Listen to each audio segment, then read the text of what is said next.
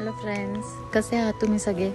काही महिन्यांपूर्वी मी विंटर्समध्ये जर्मनीमध्ये सनसेट किती वाजता होतो त्याचा एक व्हिडिओ पोस्ट केला होता आणि तुम्हाला सगळ्यांना तो खूप आवडला होता. आता सध्या जर्मनीमध्ये समर्स चालू आहेत आणि समरमध्ये उन्हाळ्यामध्ये इकडे दिवस खूप मोठा असतो आणि रात्र छोटी असते. तर समर्समध्ये इथे सनसेट किती वाजता होतो ते मला दाखवायचं होतं तुम्हाला सगळ्यांना. सो म्हणून हा व्हिडिओ आज मी पोस्ट करते.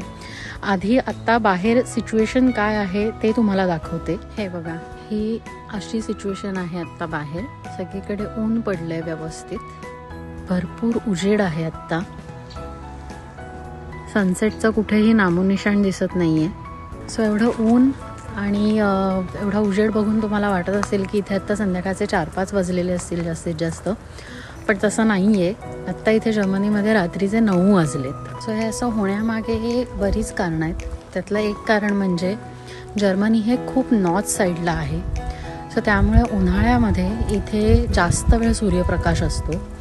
आणि दुसरं म्हणजे 30 मार्चला हे लोक इथे काय करतात, रात्री हे लोक ह्यांची जी घड्याळं आहे किंवा ह्यांची जे टायमिंग आहे ते थोडंसं रिसेट करतात. सो इथे 30 मार्चला रात्री 1 वाजल्यानंतर डायरेक्ट रात्रीचे 3 वाजतात, 2 वाजतच नाही. सो त्यालाच हे लोक डेलाईट सेव्हिंग म्हणतात. सो बेसिकली काय होतं, हिवाळ्यामध्ये भारतामध्ये आणि जर्मनीमध्ये जो टाईम डिफरन्स आहे तो 4.5 तासाचा असतो.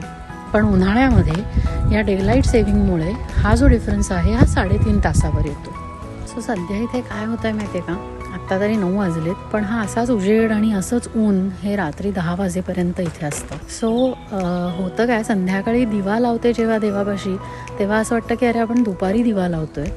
आणि रात्री जेवायला बसलं की असं फिलिंग येतं की आपण चहाच्या वेळेत जेवण करतोय. सो जर्मनीबद्दलचे असेच छान छान व्हिडिओज बघण्याकरता तुम्ही जर माझ्या चॅनलला अजून फॉलो, सबस्क्राईब, लाईक केलं नसेल तर हे सगळं करा.